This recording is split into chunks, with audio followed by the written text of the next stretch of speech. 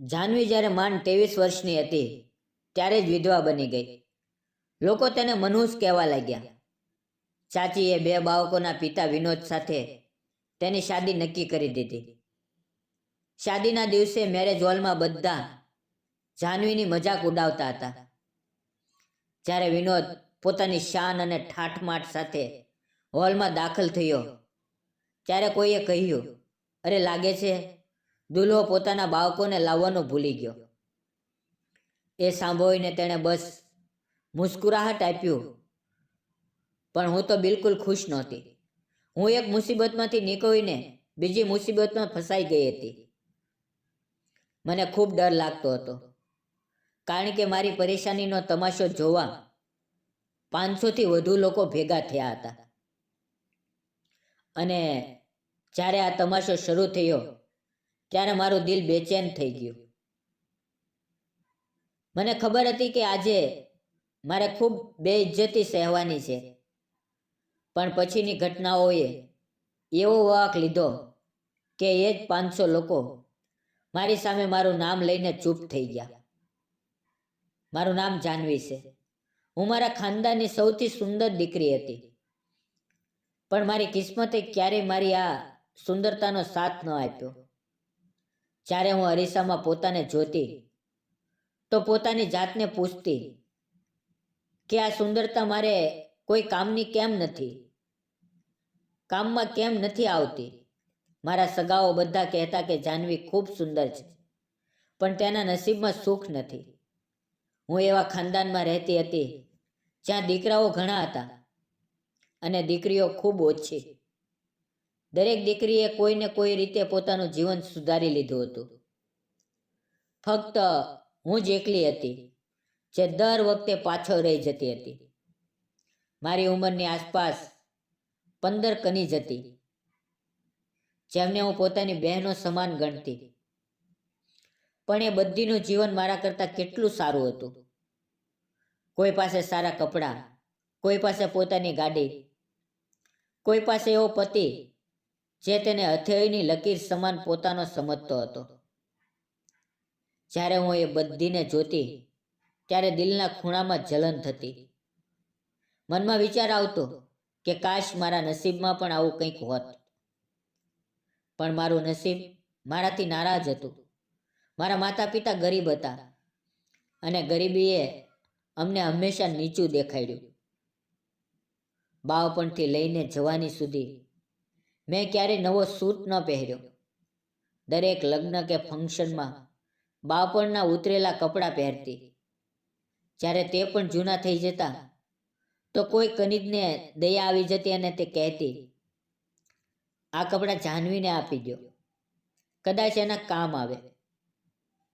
હું ચૂપચાપ એ કપડાં લઈ લેતી અને દિલમાં શુક્રિયા અદા કરતી કે ઓછામાં ઓછું કંઈક નવું તો મળ્યું.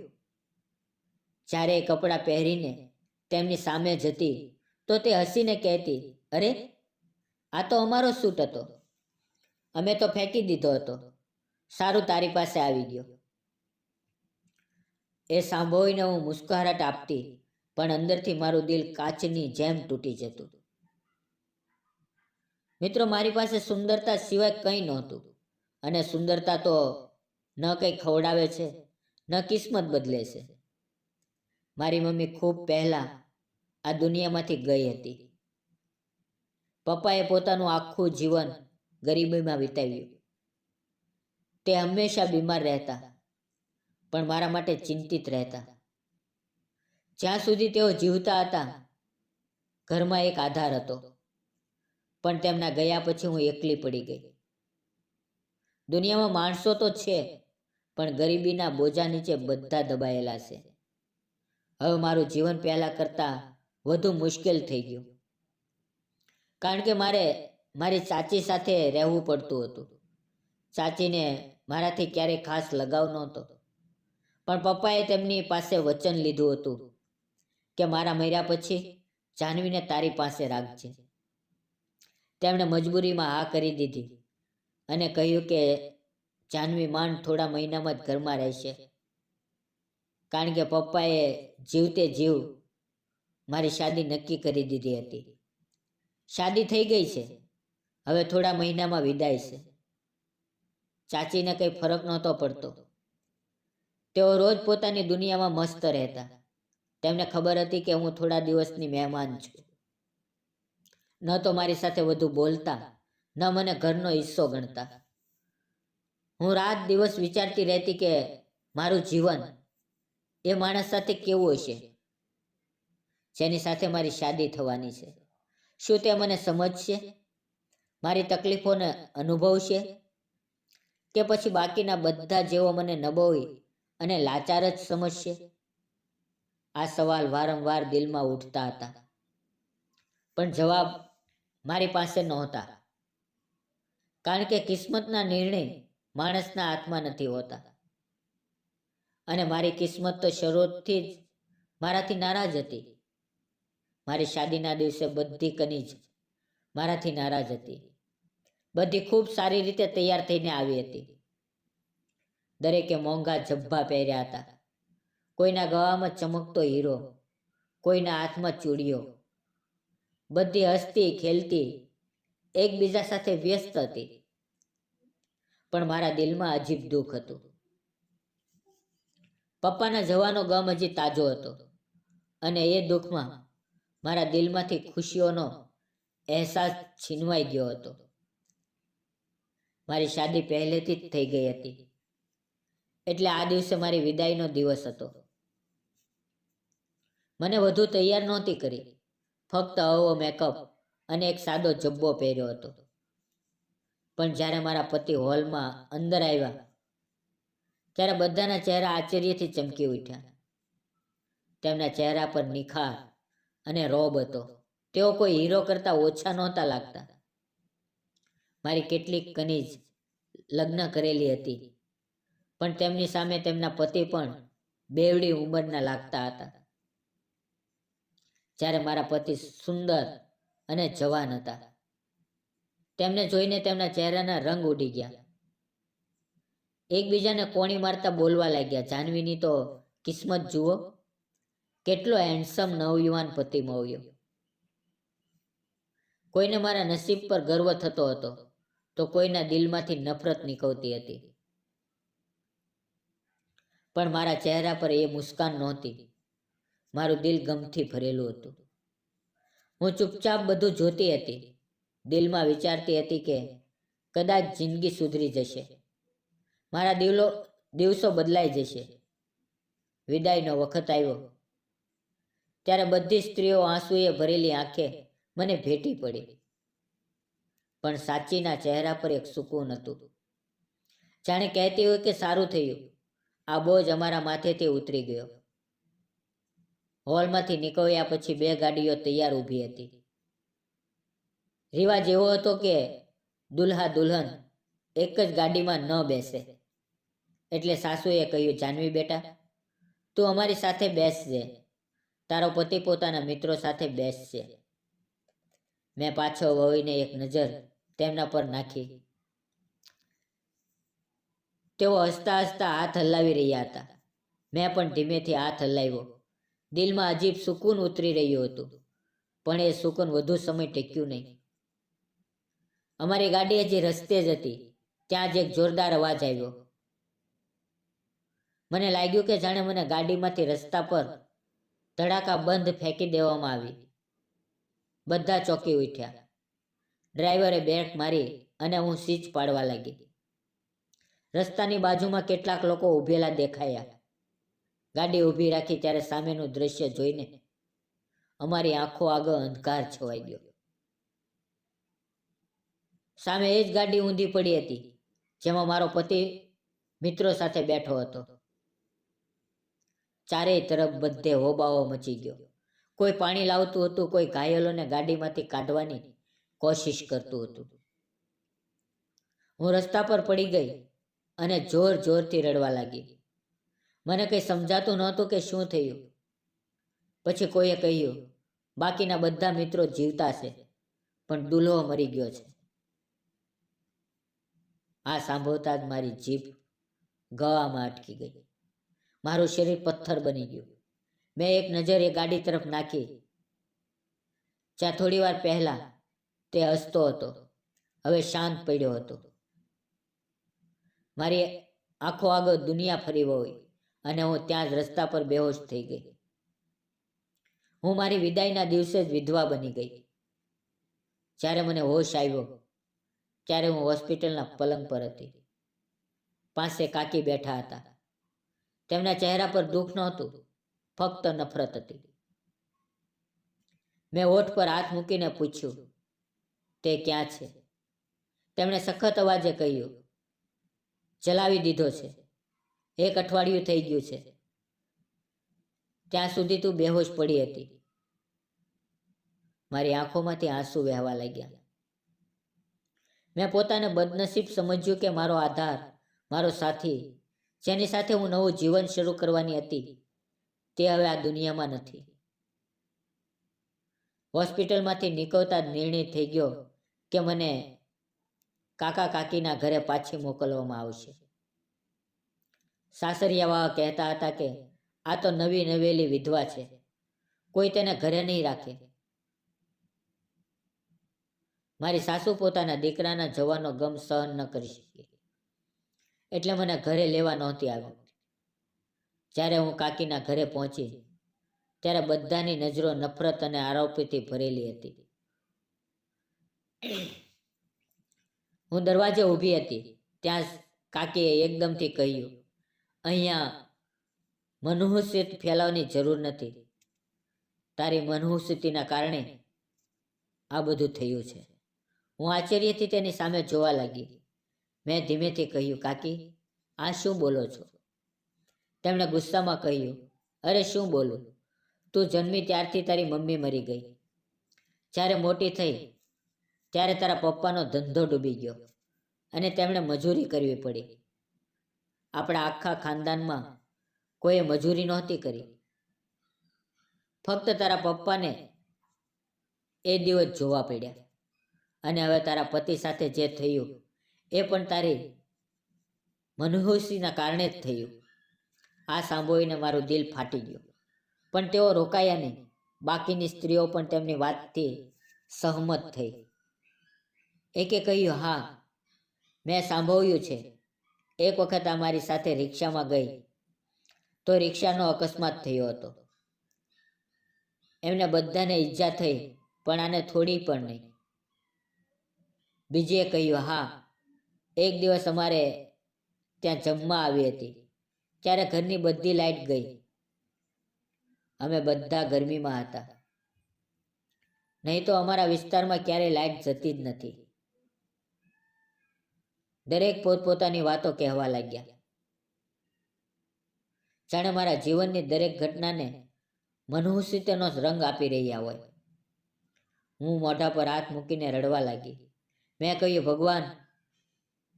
ભગવાનના વાસ્તે ચૂપ થઈ જાઓ. મેં પહેલેથી જ બધું ગુમાવી દીધું છે. પોતાના પપ્પાને ગુમાવ્યા, પતિને ગુમાવ્યો, અને હવે તમે મારી ઇજ્જત જીવવાનો અધિકાર પણ છીનવી રહ્યા છો. કોઈના દિલમાં મારા માટે નરમાઈ ન આવી. બધા મને જોઈને બધું આપવા લાગ્યા અને કહેવા લાગ્યા કે આ છોકરી જ્યાં જશે ત્યાં મનહુસિયતીનો ફેલાવશે. મને લાગ્યું કે કિસ્મત કે નસીબની વાત નથી. લોકોના શબ્દો માણસને તોડી નાખે છે. હું અંદરથી તૂટી ગઈ હતી. મારી આખરી આશા પતિના રૂપમાં હતી, એ પણ મને છીનવી લેવામાં આવી. હવે હું બધા સામે એક તમાશો બની ગઈ હતી, જેને મનહુસિયતીનું નામ આપવામાં આવ્યું. 2-4 દિવસ પછી મારા સાસરિયાવાળા અમારા ઘરે આવ્યા. તેમના ચહેરા પર દુઃખ નહીં, ગુસ્સો હતો. તેઓ મને જોર જોરથી બોલવા લાગ્યા, અમને આ છોકરીનો બધો સામાન પાછો જોઈએ. કપડાં, જૂતીઓ, મેકઅપ, વીંટી, બધું પાછું આપો. અમે આ મનહૂસ સાથે કોઈ સંબંધ રાખવા નથી માંગતા. તેને કારણે જ મારો જવાન દીકરો દુનિયામાંથી ગયો. કાકીએ તરત જ મારો બધો સામાન, એક એક વસ્તુ તેમના હવાલે કરી દીધી. હું ચૂપચાપ ઊભી ઊભી જોતી રહી. મારા દિલમાં બસ એ જ વિચાર આવતો હતો કે જો તે જીવતા હોત તો હું જાણતી કે તેઓ કેવા માણસ હતા. શું તેઓ મને પ્રેમ કરતા, મારા દુઃખને સમજતા? મેં તેમને જિંદગીમાં માંડ 2 જ વખત મળી હતી. એક વખત લગ્નના દિવસે અને બીજી વખત વિદાયના દિવસે. અમે ક્યારેય ખુલ્લેઆમ વાત ન કરી અને હવે જ્યારે તેઓ નહોતા, તેમની યાદો મારા દિલમાંથી જતી નહોતી. હું એવી રીતે રડતી હતી જાણે કોઈ સદીઓથી જૂનો પ્રેમ ગુમાવ્યો હોય. તેમનું જવું મારી આત્માને ખાલી કરી ગયું. મારા દિવસ રાત આંસુમાં પસાર થવા લાગ્યા. કાકી મને જોતાની સાથે જ કહેતા, આ મનહૂસ છે. એના પગલાથી અમારા ઘરમાં પણ મનહૂસિયત આવી છે. તેમના દરેક શબ્દમાં ઝેર હતું. પણ હું ચૂપ રહેતી. શું બોલતી? કોણ સાંભળતું મારી વાત? કાકીનો દીકરો બીમાર પડવા લાગ્યો. તેણે પોતે જ પોતાની હાલત બગાડી હતી. ઠંડી આઈસ્ક્રીમ ખાધી એટલે શરદી થઈ ગઈ. પણ કાકી કહેતા કે આ છોકરીની મનહૂસિયત મારા દીકરાને લાગી ગઈ. હું કાકાને શાંતિ મળતી. તેઓ મારી હાલત જોઈને કાકીને રોકવાની કોશિશ કરતા કે આવી વાતો ન કરો, બિચારી પહેલેથી જ ઉદાસ છે. પણ કાકી તેમની ન સાંભળતા. તેઓ કહેતા, હવે એનું શું કરવું? ન બાપ, ન મા, ન સાસરિયું. હું તો કહું છું કે ઘર છોડીને ક્યાંક દૂર ચાલી જાય, નહીં તો આગળ શું થશે? કાકાએ કહ્યું, સમય પસાર થવા દે, પછી સારો સંબંધ શોધીશું. એના પપ્પાની આખરી ઈચ્છા હતી કે એની દીકરી પોતાના ઘરથી જાય. પણ કાકીએ કહ્યું, હા, ઘર તો મળશે, પણ જુઓ, એ ત્યાં પણ મનહૂસિયત લઈ જશે. કારણ કે જ્યાં જશે ત્યાં પોતાની મનહૂસિયત લઈ જશે. હું રાત આખી જાગીને ભગવાનને પૂછતી રહેતી, શું હું સાચે જ મનહૂસ છું? શું મારા હોવાથી લોકોનું જીવન બગડે છે? અને પોતાના જીવનની દરેક ઘટનાને યાદ કરીને પોતાને દોષી સમજવા લાગી. મમ્મીનું મૃત્યુ, પપ્પાનું જવું, પતિનો અકસ્માત, એ બધું મારા જીવનની ચેન બની ગયું. અને દરેક કડી મારા પર આરોપ હતી. મારી હિંમત તૂટી રહી હતી, તો પણ હું બધું સહેતી હતી. મિત્રો, એવા દિવસો પસાર થતા ગયા. 6-7 મહિના વીતી ગયા. એ મારા જીવનના સૌથી મુશ્કેલ દિવસો હતા. કાકી દિવસભર મને ઘરનું કામ કરાવતા, વાસણ ધોવડાવતા અને કહેતા કે તું મફતની રોટલી ખાઈ રહી છે. જ્યારે હું કામ પૂરું કરીને થાકી જતી ત્યારે તાણા મારતા. હું રોજ રાત્રે થાકીને રડતી, પણ આંસુઓનું કોઈ મૂલ્ય નહોતું. એક દિવસ કાકા આવ્યા અને કહ્યું, એક સંબંધ આવ્યો છે. છોકરો પહેલેથી લગ્ન કરેલો છે. 2 દીકરા છે, 7 વર્ષનો અને 5 વર્ષનો. ખૂબ અમીર માણસ છે. નામ છે વિનોદ. કાકીએ તરત કહ્યું, અમીર છે? ઠીક છે, અમને શું? 2 બાળકોનો પિતા છે તો અમારે શું પાવવાના છે? અમને તો એની મનહૂસિયતથી છુટકારો જોઈએ. જો એ ઈચ્છે તો આજે જ આ કરી દો. મેં સાંભળ્યું ત્યારે મારું દિલ આશ્ચર્યથી ભરાઈ ગયું. ત્યાં મારી રાય પૂછવાનું કોઈ નહોતું. મેં આંખો નીચી કરીને બસ એટલું જ કહ્યું, જે તમને ઠીક લાગે એ કરી લો. મારા માટે બધા નિર્ણયો બીજા લોકો લઈ રહ્યા હતા. વિનોદની એક બહેન વિદેશમાં રહેતી હતી અને થોડા દિવસ માટે હિન્દુસ્તાન આવી હતી. તેણે સૌથી પહેલા સંબંધ લાવ્યો હતો. મને જોઈને તેણે ખૂબ ખુશ થઈને કહ્યું, મેં મારા ભાઈ માટે ઘણા સંબંધ જોયા, પણ આટલી સુંદર અને માસૂમ છોકરી ક્યાંય નથી જોઈ. તને જોઈને મારું દિલ ખુશ થઈ ગયું. તેણે કહ્યું કે મેં વિનોદને તારી ફોટો પહેલેથી જ બતાવી દીધી હતી અને ફોટો જોતાની સાથે જ તેણે આ કરી દીધી. સંબંધ પાક્કો થઈ ગયો. તેણે કહ્યું કે મારે પાછા જવું છે, અને હું ભાઈના લગ્ન માટે જ આવી છું, એટલે વધુ રાહ નહીં જોઈએ. 1 અઠવાડિયામાં જ લગ્ન કરી નાખીએ. રિસેપ્શન પછીથી કરશું.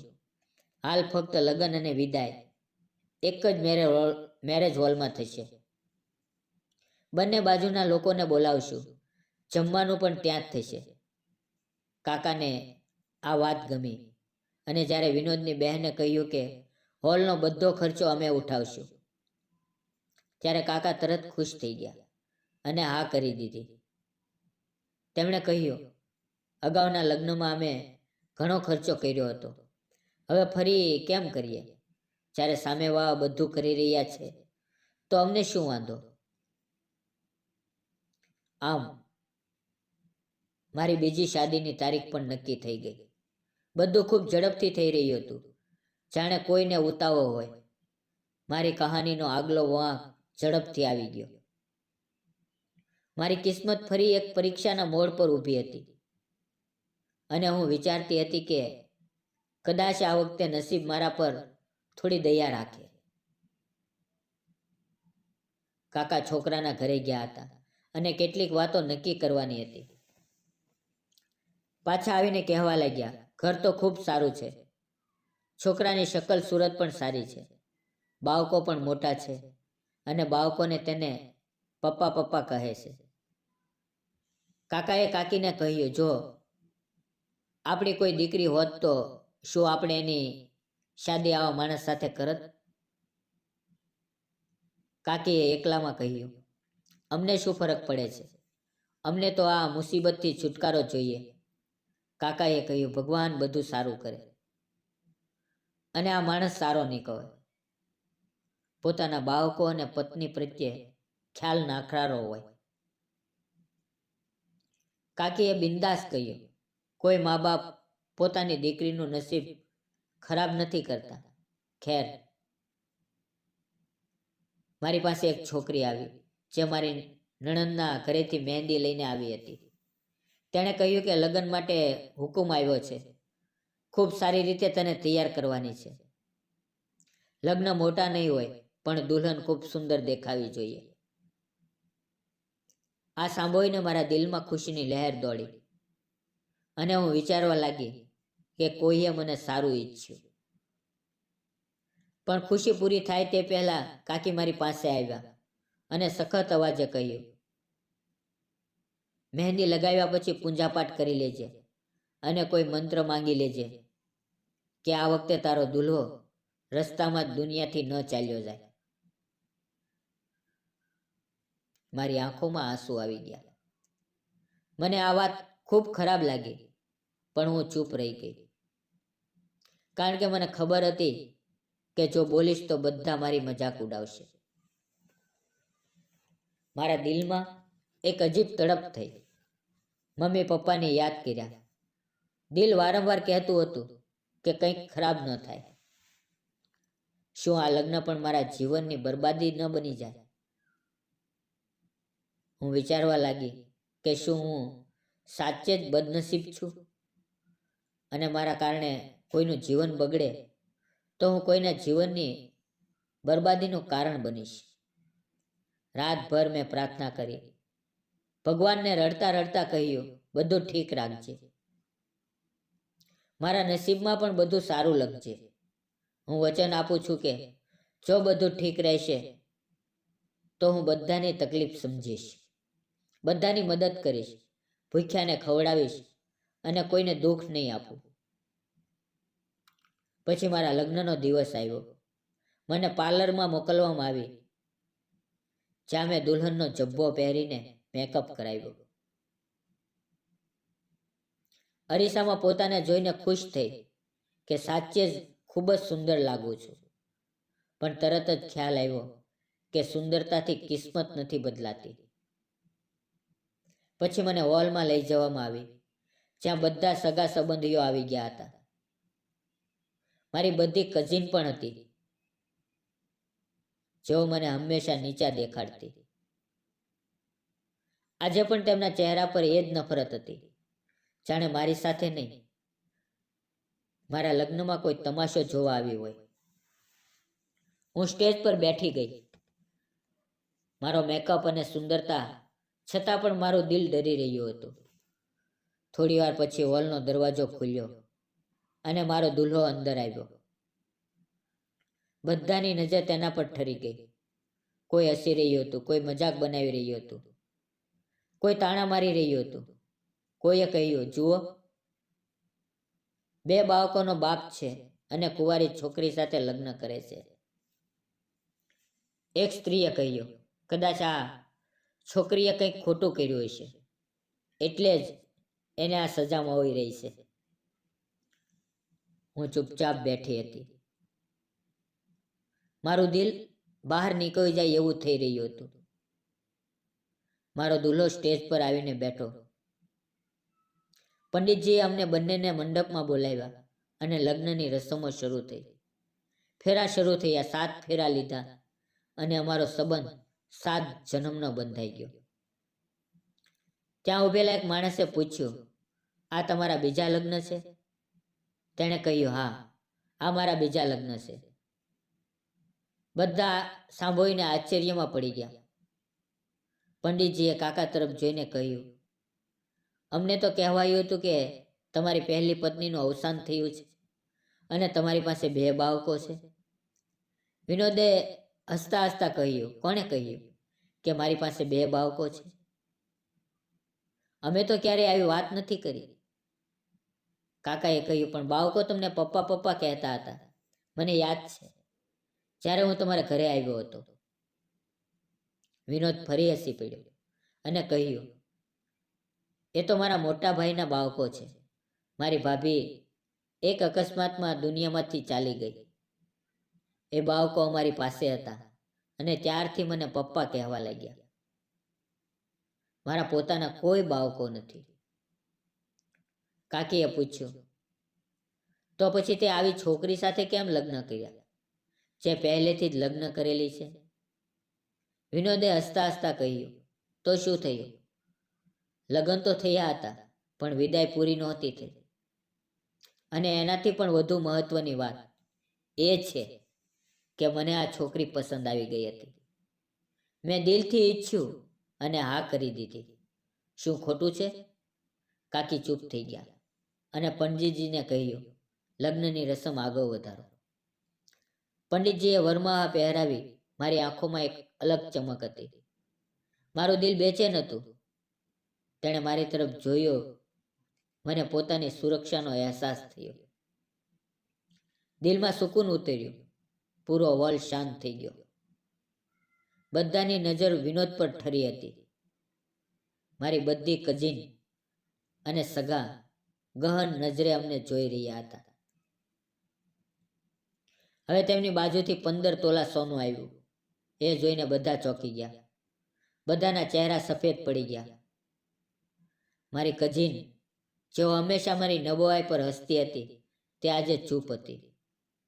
વિનોદે બધાની સામે કહ્યું, જો કોઈ છોકરીની કોઈ શરારત હોય તો હું એ પણ પૂરી કરવા તૈયાર છું. હું અલગ ઘરમાં રહું છું. મારી બહેન પોતાના ઘરમાં રહે છે. આ ઘરની માલકીન જાનવી હશે. મોટા ભાઈના બાળકોની જવાબદારી એના પર નહીં હોય. એ માટે અલગ નોકરાણી રાખીશ, જે ઘરનું બધું કામ સંભાળશે. અને જાનવી મારી સાથે પત્ની બનીને જીવન વિતાવશે. બધા એકબીજા સામે જોઈને દંગ રહી ગયા. જાણે એમને વિશ્વાસ ન આવતો હોય કે આવો માણસ પણ હોય છે, જે એક સામાન્ય છોકરી માટે આટલું બધું કરવા તૈયાર હોય. વાસ્તવમાં વિનોદ પાસે કોઈ કમી નહોતી. અમીર હતો, ભણેલો ગણેલો હતો, સુંદર હતો અને મોટો બિઝનેસમેન હતો. અને જ્યારે બધાને સામે ખબર પડી કે તે 2 બાળકોનો બાપ નહીં પણ ગેરસમજ હતી, ત્યારે બધા આશ્ચર્યચકિત થઈ ગયા. મને 2 સૌથી સારા સંબંધ મળ્યા. બંનેની શાદી પૂરી થઈ ગઈ. મારા દિલમાં સુકૂન આવ્યું. મારા ચહેરા પર મુસ્કાન આવી. વિનોદે ધીમેથી કહ્યું, તું હસાશો ત્યારે ખૂબ સુંદર લાગે છે. હું શરમાતી હોઉં એમ પોતાને નવી રોશનીમાં નહોતી અનુભવી રહી. કાકીનો ચહેરો બગડેલો હતો, જાણે તેમની બધી ચાલો નિષ્ફળ ગઈ હોય. પણ કાકા ખુશ હતા. તેમની આંખોમાં ખુશીના આંસુ હતા. તેણે મારા માથે હાથ મૂકીને કહ્યું, હંમેશા ખુશ રહેજે બેટા. કાકાએ બધાની સામે ઊભા થઈને કહ્યું, આજે સાબિત થઈ ગયું કે મારી ભત્રીજી મનહૂસ નહોતી. કારણ કે જો એવું હોત તો એને આવો સારો સાથી ક્યારેય ન મળત. એના નસીબમાં તો રોશની લખાયેલી હતી, પણ અમે અમારી ઓછી અક્કલથી એને અંધકારમાં ધકેલતા હતા. કાકાની વાતોએ પૂરા હોલને શાંત કરી દીધો. જેઓએ ક્યારે મારી બદકિસ્મતીની મજાક ઉડાવી હતી તે બધા નજર નીચી કરીને બેઠા હતા. એ સમયે મેં પહેલી વાર અનુભવ્યું કે મારી જિંદગીની કહાની બદલાઈ ગઈ છે.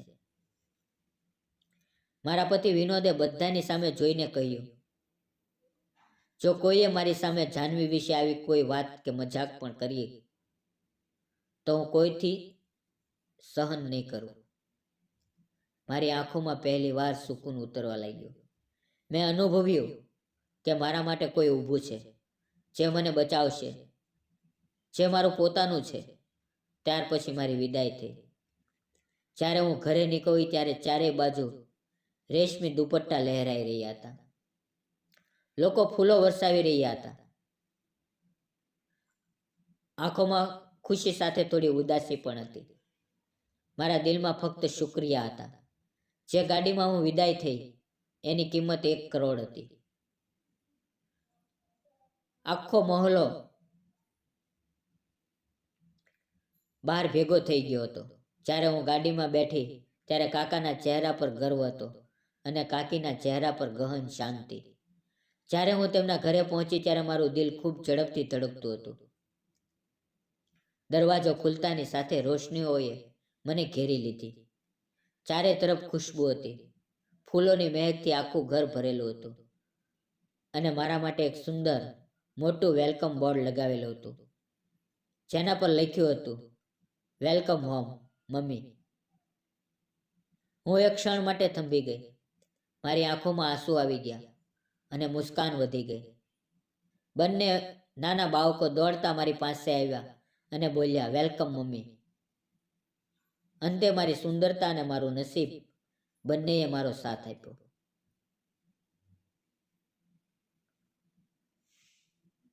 વિડીયો પૂરો જોવા બદલ આપ સૌ મિત્રોનો ધન્યવાદ. મિત્રો, વાર્તા ગમી હોય તો વિડીયોને લાઈક, ચેનલને સબસ્ક્રાઈબ અને એક નાની એવી કોમેન્ટ જરૂર કરજો.